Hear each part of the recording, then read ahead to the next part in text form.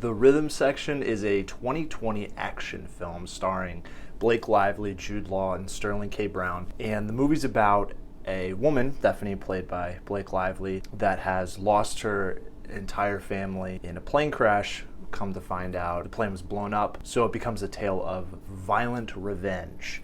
My name is J. Mark Schwartzentruber, and if you're like me and you like watching movies more than playing golf, consider subscribing.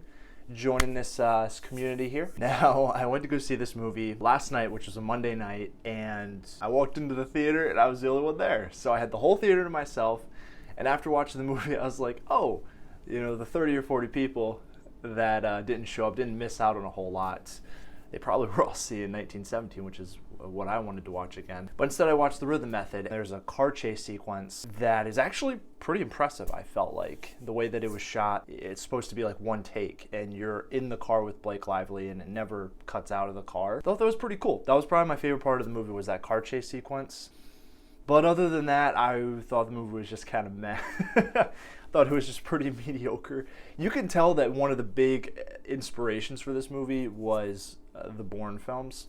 Specifically because of like the locations they go to, the type of car chases that are in the movie, the type of fight sequences. And I think that the Bourne films are way better than this movie. I liked Blake Lively's character. It's clear that Blake Lively's character, Stephanie, is distraught because she lost her family, but the movie opens up with like kind of a flashback montage of her and her family. I feel like that didn't really work. It was basically almost like a dream sequence where she's just like remembering doing things with them. And when I say doing things, I mean like baking a cake and then taking a picture together. Other than that, you don't really get a connection. You're just like, oh, they're all smiling and they love each other. So I feel bad that she doesn't have those people anymore in her life. But if they would have just had some dialogue or maybe just like a conversation with them, I felt like it would have been a little bit more impactful. I don't know. I never really felt like they quite went to the depths they could have with the subject matter. You know, it was just like, oh, she lost her family. That's kind of the motivation for the whole movie. I felt like it so easily could have been more emotionally impactful.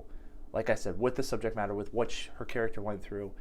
Wasn't quite there for me. And I thought that the title, The Rhythm Section, was like one of the dumbest titles I've heard in a long time. And then when it's actually explained why it's called that, it's still kind of a dumb title. I don't know. You know, I kept thinking The Rhythm Method, and that kind of took me out of the movie a little bit, and that's not at all what it's in reference to. In a few days, I'm not really going to be thinking about this movie. I've been thinking more about The Lighthouse, honestly. It's a movie I saw recently in 1917. Those are films that have been noodling around up in my brain, but The Rhythm Section is not going to be one of those movies. So what would I rate this film on the sweet and sour scale? You know, I would say it's like sweet and sour chicken. Not really sweet enough, not really sour enough. Just kind of like, I don't even want to have this. I want to have some barbecue chicken, or I want to have some hot wings.